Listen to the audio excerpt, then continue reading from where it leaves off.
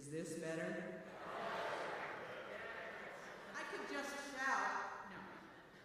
Our minister has prepared for you a fascinating program filled with some music with which you are not familiar, most likely, unless you're a real organ nerd. Although there might be a few of you in here, I see. And there is some music that you will have never heard, even the organ nerds might have never heard, and definitely none of you have heard the last pieces on the program. If you attend worship at Westside, you have heard Dr. Seigart improvise on hymn tunes and such, and it's wonderful when he goes off into a little different land for that familiar tune that you're used to hearing, and it is just a delight to have happen.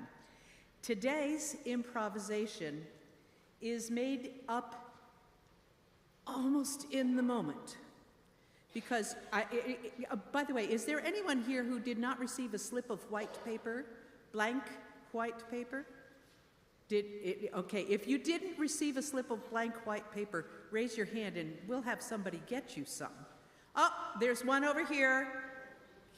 Mrs. Hans, raise your hand, raise your hand. Mrs. Hans is going to walk down the aisle with some white paper. Oh, and it's, Mrs. Hans, down here further. Raise your hand again, raise your hand again. Yeah, there it is, right over there. Oh, we keep your hand up so she can find you. Yes, there you go. Anyway, at intermission, we will collect the collective notions of suggestions for themes to be used in Dr. Seigart's improvisation. Dr. Seigart will not see these ahead of time. He will choose from a bowl, which I have over there somewhere, that all those suggestions are going to go into, and he's going to pick out some pieces of paper, sight unseen, and then he has to improvise on them. So he doesn't have any time to plan. So this is truly in-the-moment music. So, and that is an unbelievable treat.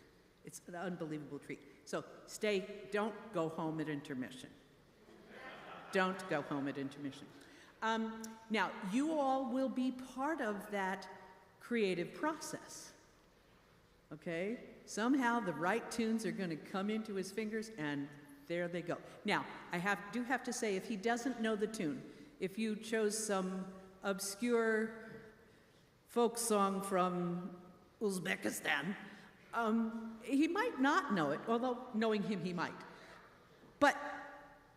So he might have to choose something he actively knows. Don't take me out to the ball game, because I already did that. Get ready.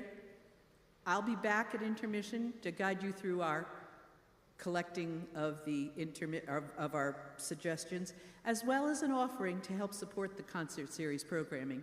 But just hang on. Put your seatbelts on. Have your laptop, the trays in upright position, because we're about to fly to places unknown. Please welcome Dr. Seigart.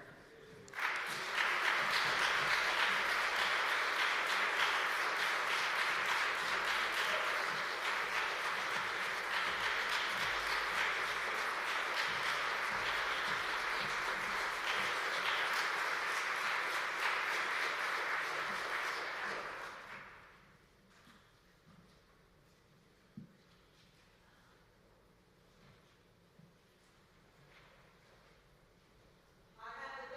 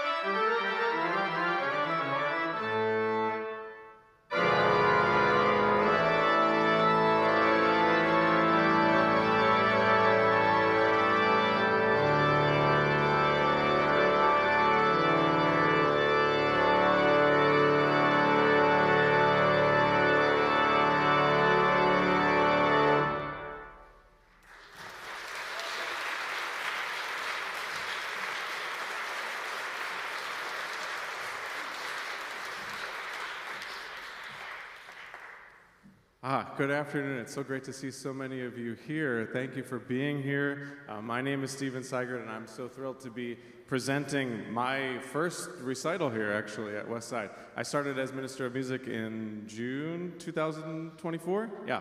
And I've so enjoyed my time getting to know this fabulous Nichols and Simpson organ. I'll talk more about it a little bit, but I want to thank Scott and Debbie and our wonderful Westside Concert Series team.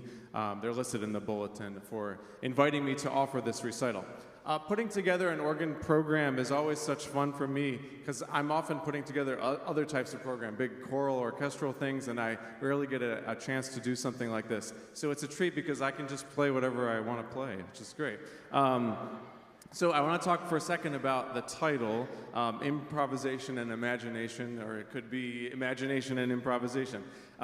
Curiously, the organ is the only instrument where classical conservatory study involves the careful study of improvisation. In jazz, sure, and other non-Western types of music, yes, that would absolutely be valued. But for most classical musicians, improvisation is neither valued nor taught. But organists, for ages, are required to learn how to improvise. Alongside the careful reciting, like in a recital, of other people's music, playing pre-composed pieces, improvisation involves the assembling of musical language more or less in real time. So you get to hear a little bit of that later. If you imagine the spectrum of the creative impulse, right? On the one end is a type of composition where everything is carefully considered, not in real time, and perhaps even revised over and over again. And at the other end is free improvisation, where someone just says, go, and you start playing. The only difference there is time, right? So I would venture that 99% of music that's composed is somewhere along the spectrum, maybe closer to that composed, revised version than the improvised one. But I love the gray area in between, and that's what this recital is trying to kind of evoke. So let's imagine for a second we're in Bach's time. Now, in Bach's day, playing other people's music was actually pretty rare. The choral music and the organ music in Bach's churches were pretty much all conceived by him for that space and for those people.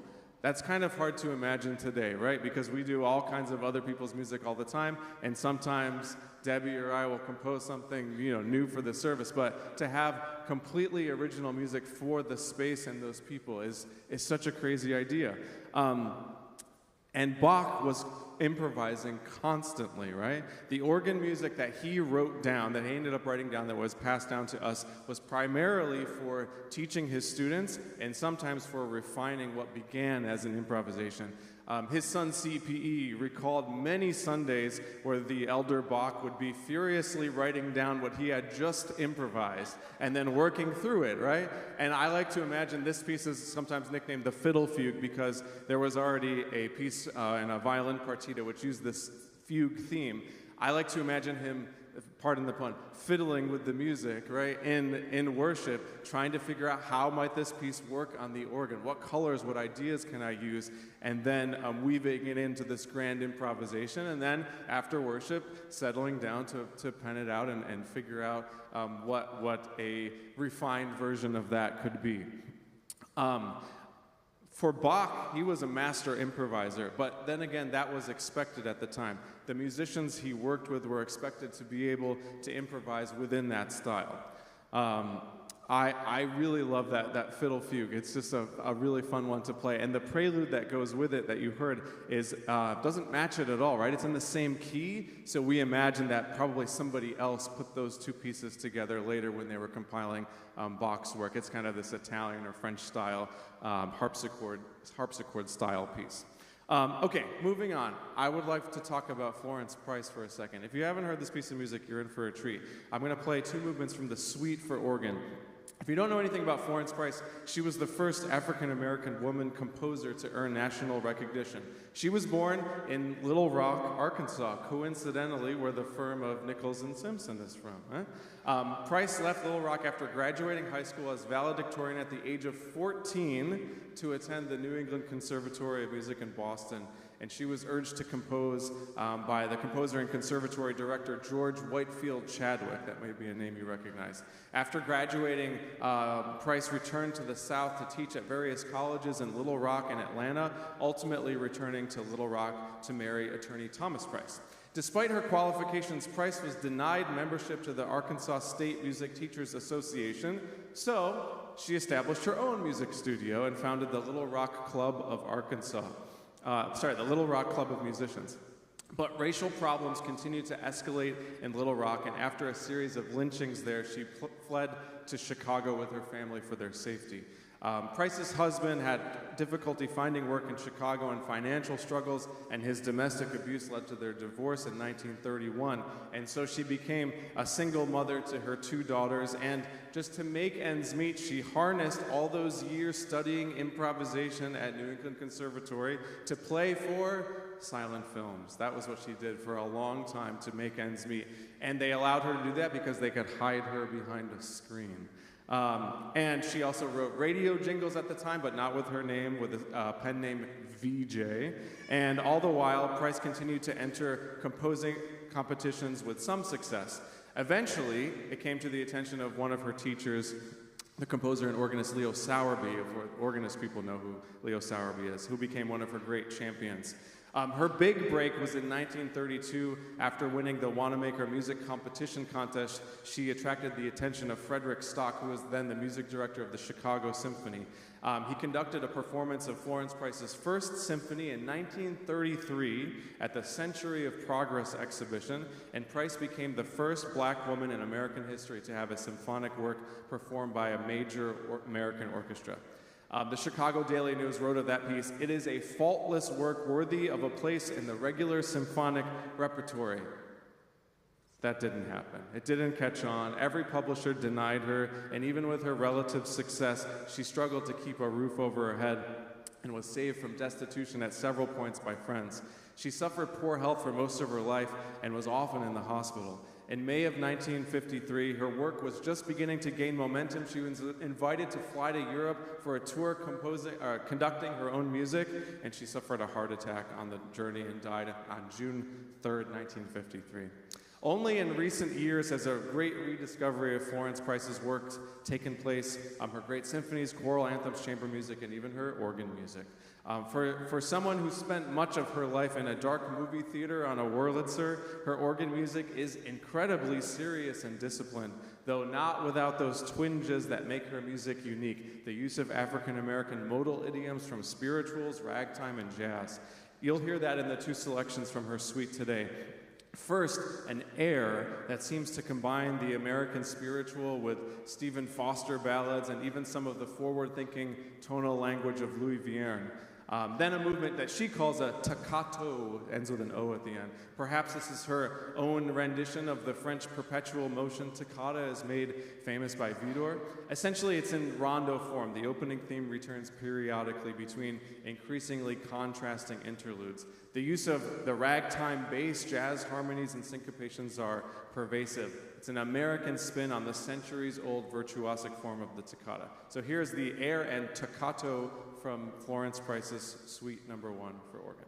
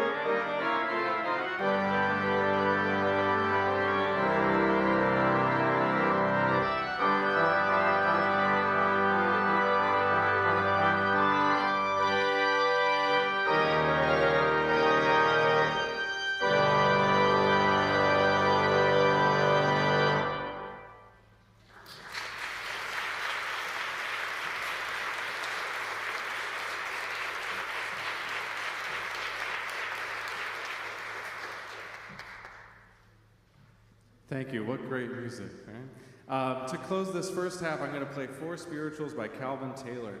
An incredible improviser, Calvin Taylor made history as a student at the Oberlin Conservatory of Music in 1970 when he became the first organist in the school's over 155-year history to improvise a graduate concert encore. Among his organ works, his published organ works, are 2 collections of spirituals. Both were commissioned by and dedicated to Marilyn Mason, who was Dr. Taylor's teacher while he pursued graduate studies at the University of Michigan. They are a unique synthesis of the chorale prelude, this ancient form that even Bach wrote in, right? That combines the melody of a hymn tune, or in this case a spiritual, with the harmonic languages here of jazz and gospel music. Of these pieces, Dr. Taylor writes, quote, "While the spirituals are well known as a vocal medium and were popularized as such throughout the world, their inherent melodic beauty transfers naturally to the king of instruments." I agree. The first one is Go Down Moses, which takes as its basis one of Johannes Brahms' chorale preludes, Herzlich tut mich verlangen, with its Totentraumel, this death march, drum beat. You'll hear it, boom, boom, boom, all the way through it. And the melody is in the pedals. You'll hear the melody of Go Down Moses. That spiritual is all about asking for deliverance from despair, so it's not surprising that Taylor uses the harmonic language and structure from Brahms' setting of the Passion Chorale, whose original text invites Jesus to come and deliver the sinner from suffering. And by the way, if you're not familiar with these spirituals and you want to follow along with the words, 3 out of the 4 are in our hymnal. Just look them up by the title in front of you. The second is a gently bubbling setting of This Little Light of Mine, featuring our wonderful cymbal stern here, so you'll hear those bells twinkling along. And the version of this melody is not like that campy 1950s version of This Little Light. It's more like the original spiritual. It's meditative and evocative. The third is a breathtakingly beautiful version of Were You There, a favorite spiritual here at our Westside Tenebrae service. Taylor's setting here uses extended harmonies, spacing notes out in fourths and fifths to create the sense of expansive openness. You really feel yourself walking into the scene of the Christ crucified. The final one is Soon I Will Be Done, which is not in our hymnal, but the text you maybe know. Soon I will be done with the troubles of the world, right? Going home to live with God. So there's this final deliverance feeling at the end of this. At first glance, Taylor's setting is suggestive of a sprightly gigue, and yet there is this tension between this very bubbly, uplifting thing, and the weightiness and world weariness one senses in the melody made explicit in those words that I just said. Soon it will be done with the troubles of the world. A huge pedal solo in the middle of this adds to that weighty feeling of this perfect first half closer. So get your improvisation themes in now, because at intermission, we're going to take up our offering, but we're also going to grab that basket. And again, if you're struggling for what to put in there, think about what I would know, first of all. And I probably know more than you think, but still, nothing too obscure.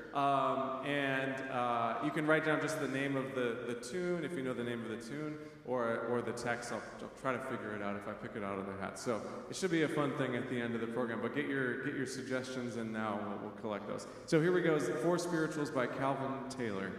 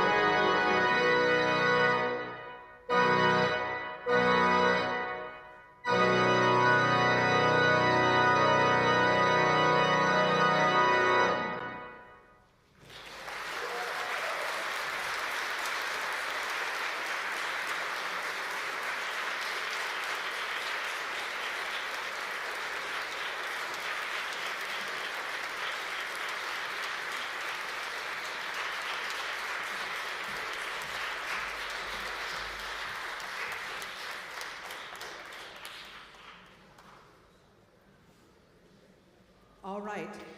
I hope you have your little white slips ready. I turned mine in already, so. Now, if the ushers can, while I'm talking, you could collect, they're coming. Do I see that happening? Yes, yes, yes.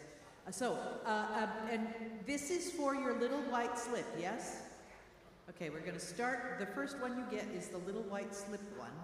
And if you haven't already done that, put yours in. Yeah, do hit that over there. Everybody wants to have a chance to have their song be part of the improvisation. And if you don't mind listening while the ladies are having fun collecting those little white slips. And by the way, I do have a bowl they're all going to go into. The rest of our concert series year, you'll see it, I don't know what page it's on because we ran out of bulletins. The rest of our concert series year continues in April, the Sunday after Easter. A choral group from Montclair, and I know it has a name, but I can't remember what. It's Montclair University. And if somebody knows it, you could raise your hand and say it. But yes. Montclair University Chamber Singers and Vocal Accord. And if you haven't heard the Montclair University choirs, you need to hear them the Sunday after Easter. All the hoo-ha of Easter will be over, and we're still in Eastertide. This is a great concert to be at. And our last concert of the year is an artist we have not had before, Philippe Tendre, I believe. He's an oboist. And if you haven't heard fabulous oboe playing, you haven't lived. So if you want to keep living, come to Philippe Tendre's recital in early June. Yes, Donna? June 7. Okay, it's a perfect. Oh, that's right. It's a Friday, I think. No, it's a different. Oh, it's Sunday at 7:30 in the evening. Okay. So, and that day is a big day here at Westside because we have a celebration of being in this building for 20 years.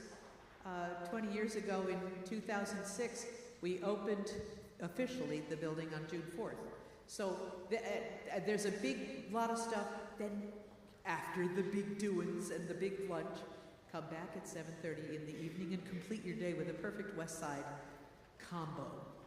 And our ushers will be collecting. Have you already started collecting the offering? The offering supports the work of the concert series.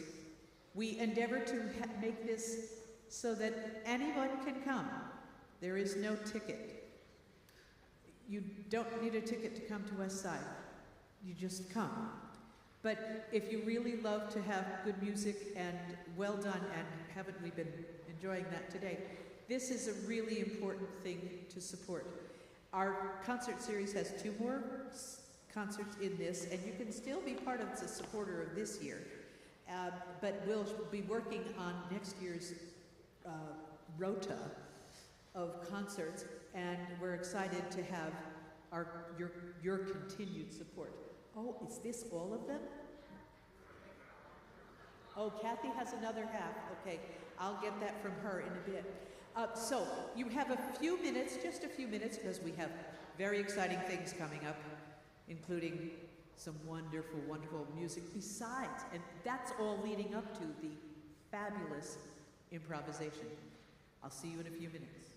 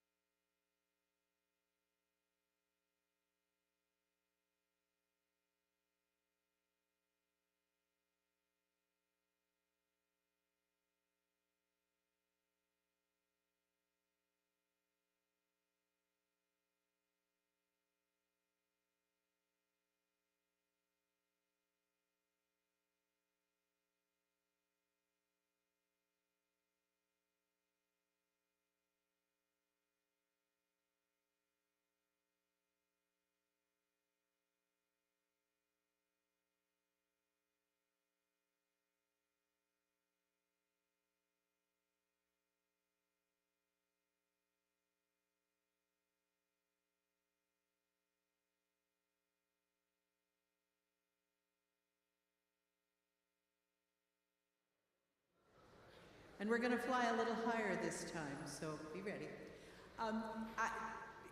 You may be aware there are some lights blinking, and we are aware of it. The lights have been undergoing an upgrade, and we're still in process, and so you don't have to worry about telling somebody because we know. But this way, if we're sorry if anybody feels at all uncomfortable, but the music's fabulous, so there. Close your eyes and no. But welcome back to part 2.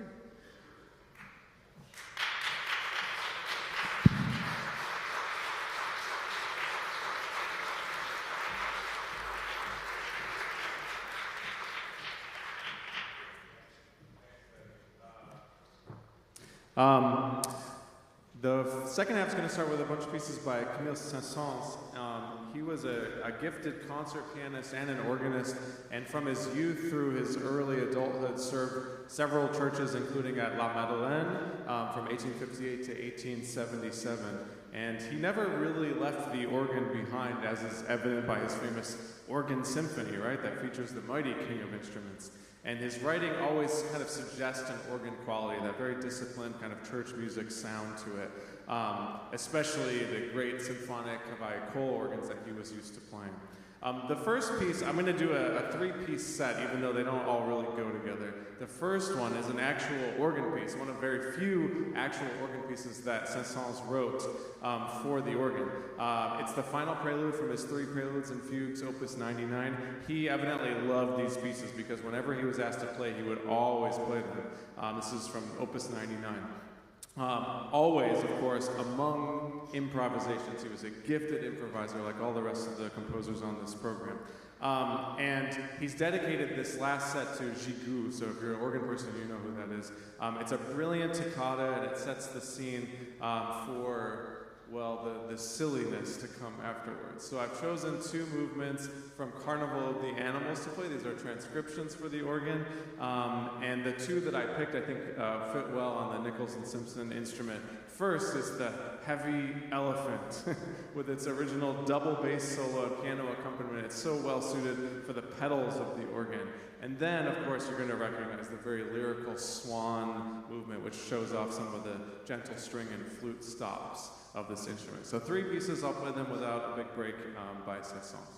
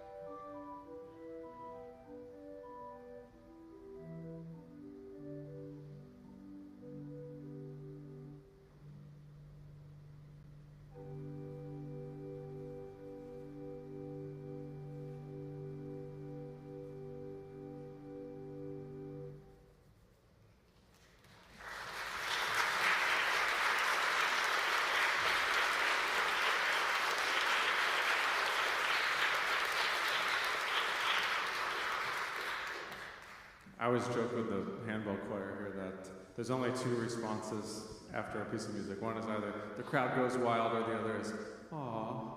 So that's awe, I think, yeah.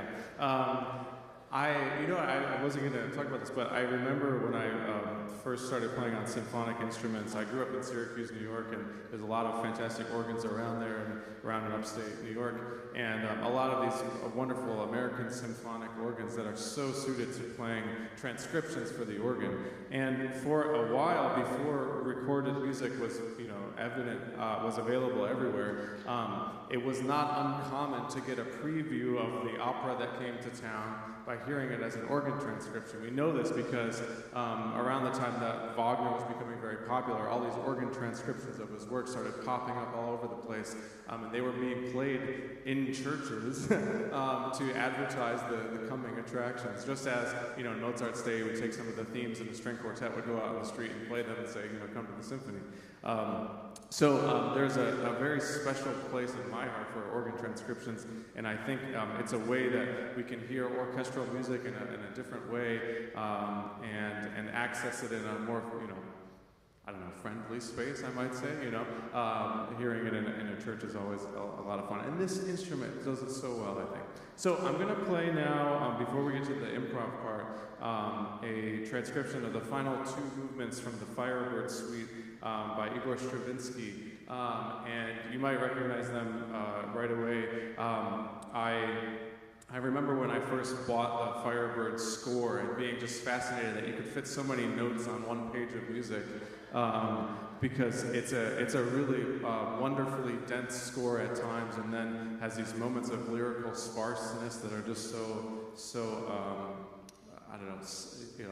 sonorously appealing, right? So the two movements are the berceuse, the lullaby, and then the finale, which you'll definitely recognize. Here's the short version of the story, just so you know what's happening. So the Firebird is a ballet from Stravinsky's early period, his Russian period. So the story is as a Russian folktale. And here's the short version. So there's a protagonist, Prince Ivan. He wanders into this enchanted realm of the evil sorcerer, and he captures there the magical Firebird, Phoenix, right? And then he releases her in exchange for a feather, which she gives him for help. He can call upon it later. So later, the sorcerer, of course, captures Ivan and starts turning everybody into stone. So Ivan summons the Firebird with the feather, and the Firebird casts a spell over the sorcerer and his monster court. And the creatures are forced into this wild, exhausting dance. It's called the Infernal Dance, if you know the ballet. Gradually, they become overwhelmed, and they fall into a deep, enchanted sleep. And then this verses the lullaby. The music shifts from this grotesque, jagged rhythm to something almost hypnotic, haunting, and tender. The berceuse is the Firebird's magical lullaby. The evil is not destroyed yet. It's just rendered powerless at this moment. While everybody sleeps, the Firebird reveals the secret of the sorcerer's immortality. His soul is hidden in an egg. So Prince Ivan then finds the egg and he destroys it. And then it says in the score, I remember this very clearly, general rejoicing. When the egg shattered, the spell over the petrified captives is broken, and the Dark Kingdom dissolves. That's the spooky string music you'll hear in between the lullaby and the finale. And then this horn solo that begins, this wonderful finale. It begins quietly and solemnly. This horn solo, it'll be an English horn on the organ, emerges. It's based on a Russian folk tune, and it gradually expands into this radiant orchestral triumph. And it does so well on the organ with its mix of sounds. This piece is still so popular. I was just watching the skating on the Olympics a couple of days ago, and there was a dancer that danced to a shortened version of the Firebird Suite, including both of these movements that you're about to hear. I just think it works so well. So the berceuse is my own transcription. The finale is my friend John Orloff's transcription. I just think it's such a satisfying piece to hear on the organ. So here we go. The Firebird, last two movements.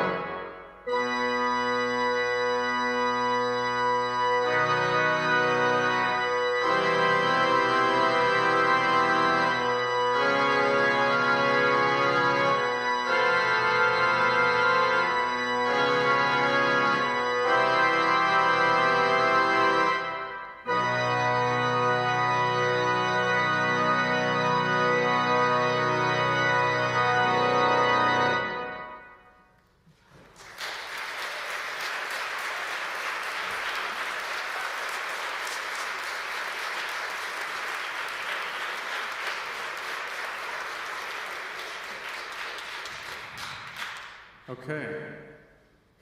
Here are your themes. I think I used to pick 3, and that's too much. So I picked 2. Yeah. Okay.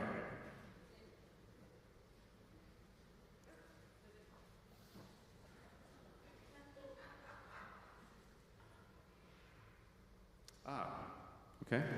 I'll tell you in a second. That's great. Okay. Oh.